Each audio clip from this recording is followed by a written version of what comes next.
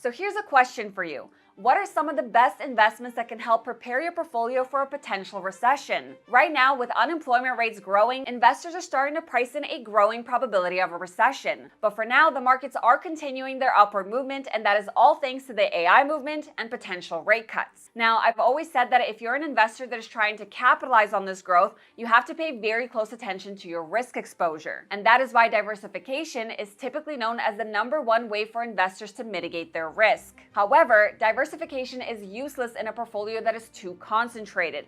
And in my opinion, you have to pair diversification with something else. One of the strongest ways that I think investors can protect themselves from an upcoming recession is to maximize their portfolio income. And I don't mean to sell and go into high interest savings ETFs or CDs, but rather find investments that are able to produce high levels of income. Investments with strong dividend yields are perfect in these scenarios for two reasons. The extra income smooths out volatility and it acts as a counterweight to a dropping stock price.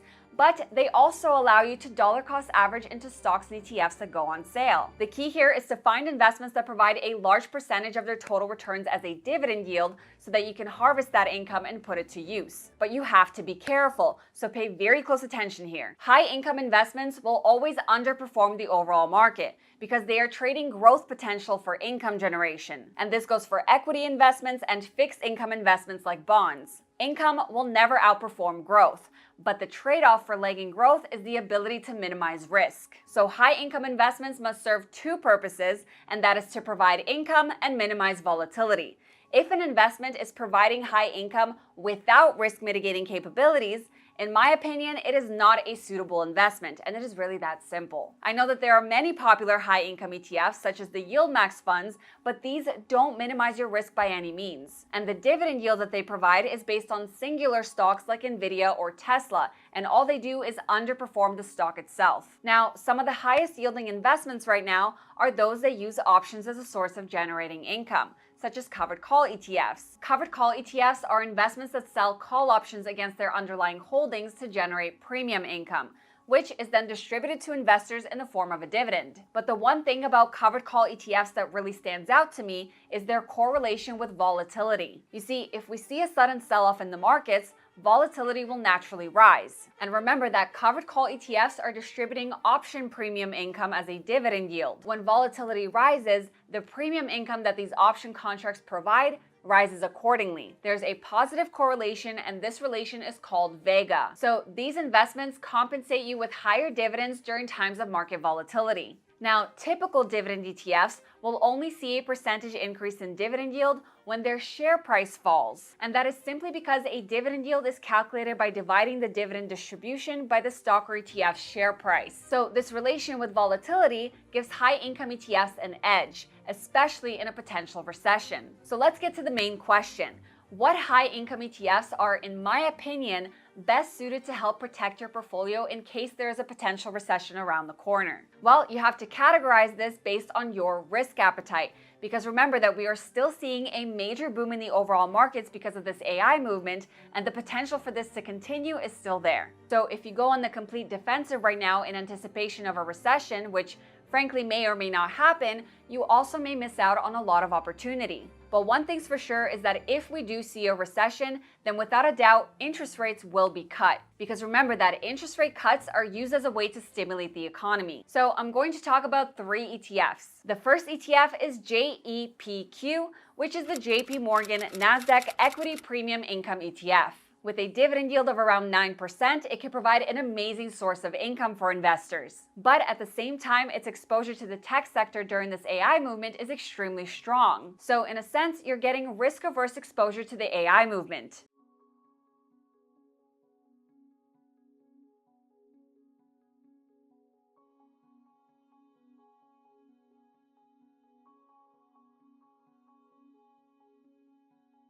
So how does the ETF work? JEPQ sells out-of-the-money call options against its underlying holdings to generate premium income. Now, contrary to what most people think, JEPQ actually holds a different set of stocks than the QQQ, and at times, this gives it a superior risk to return profile compared to the Nasdaq 100. JEPQ is able to minimize the volatility of the QQQ by around 30%.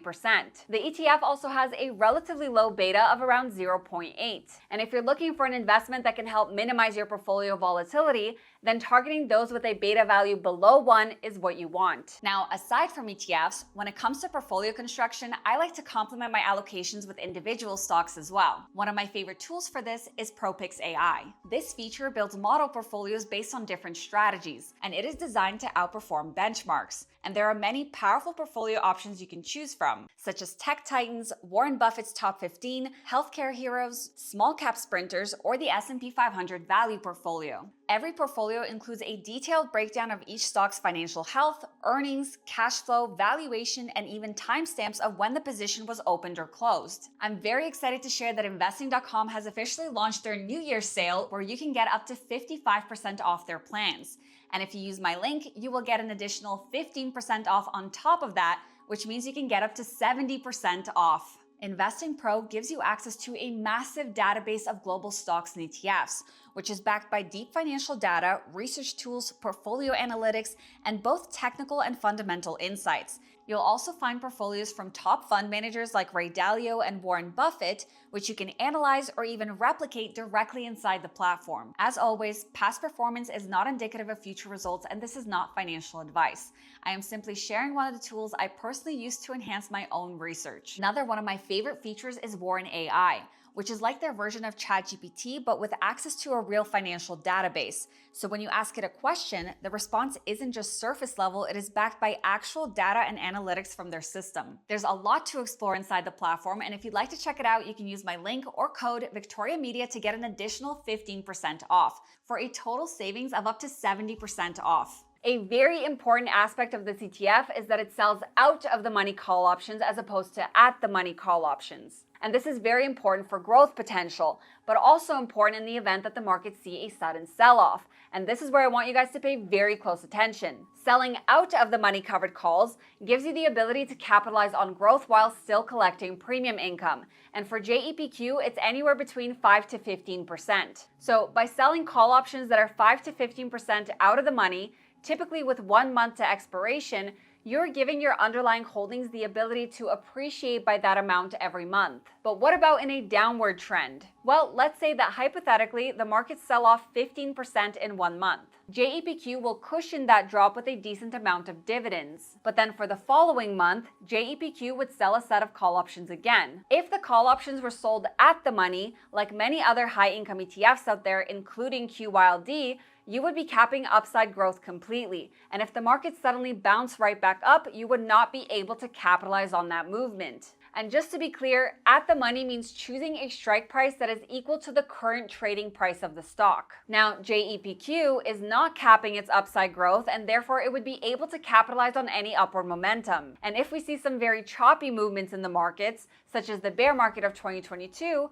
JEPQ will be perfectly fine in this situation. Yes, it will likely underperform on the recovery, but other high-income ETFs such as QYLD will heavily underperform. Now, despite JEPQ's fantastic performance, it may still be a little bit too volatile, but if you still want to capitalize on the AI movement, then a simple fix would be splitting the allocation between JEPQ and JEPI, which is the JPMorgan Equity Premium Income ETF. It is a high-income ETF that holds stocks within the S&P 500 that exhibit low volatility and value characteristics. The ETF has an almost 8% dividend yield.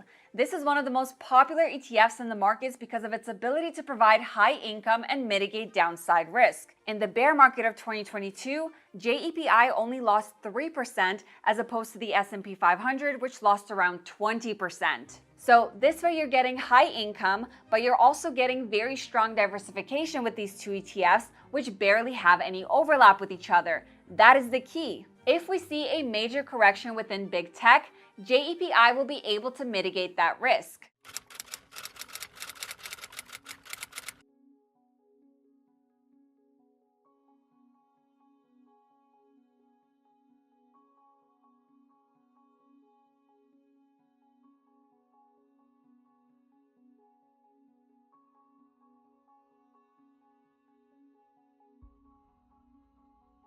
But the fact that you're getting high income from JEPI and you're still getting high income from JEPQ means that you'll be able to smooth out the volatility of your portfolio very, very well. And JEPI works just like JEPQ.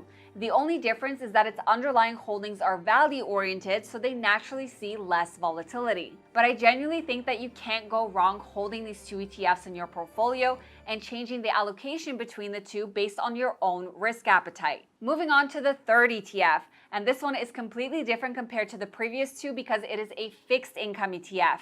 Now, before we continue, I wanted to let you guys know that I just released a free dividend ETF cheat sheet that breaks down the 7 key metrics every smart investor should know, plus my #1 way to spot a dividend trap. You can grab your free cheat sheet by clicking the link in the description or comment section below. And this brings me to TLT and TLTW, which are the iShares 20+ year Treasury Bond ETF and the iShares 20+ year Treasury Bond Buy Right Strategy ETF. You see, if a recession becomes more and more likely, the Federal Reserve will be forced to start cutting interest rates in order to stimulate the economy. And interest rates have an inverse relationship with bond prices, so as interest rates drop, the prices of bonds will increase. Now, the longer the duration of the bond, the more sensitive it is to interest rate cuts. And that is why focusing on longer duration bonds like 20-year plus treasuries will be a lot more profitable. Now, TLTW is a covered call ETF on TLT, and it has a dividend yield of around 20%.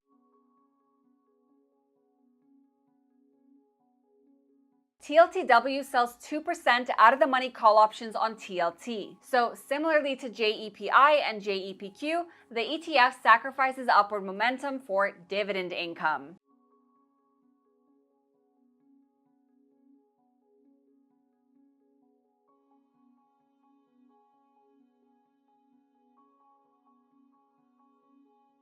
If you want to hedge your portfolio against a potential recession, then TLT is the holding that will appreciate in value when everything else might drop.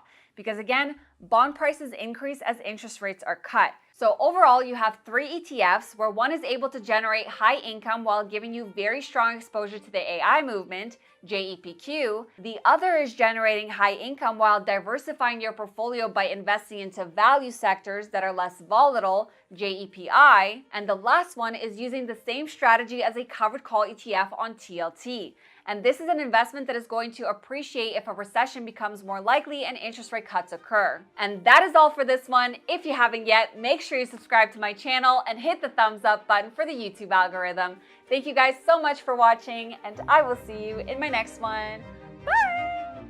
This video is for educational and entertainment purposes only and is not financial, investment, tax, or legal advice. Discussions of ETFs, investing strategies, market updates, or specific funds are general, not tailored to your financial situation, and should not be relied upon for decision-making. Investing involves significant risks, including total loss of principal, and past performance does not guarantee future results. I am not a registered financial advisor. My content reflects personal research and publicly available information. I may earn affiliate commissions from mentioned products or links disclosed per FTC guidelines, but these do not influence my opinions. Always consult a licensed financial professional and verify information independently. By watching this, you agree I am not liable for any losses or consequences from your actions. International viewers should consult local regulations.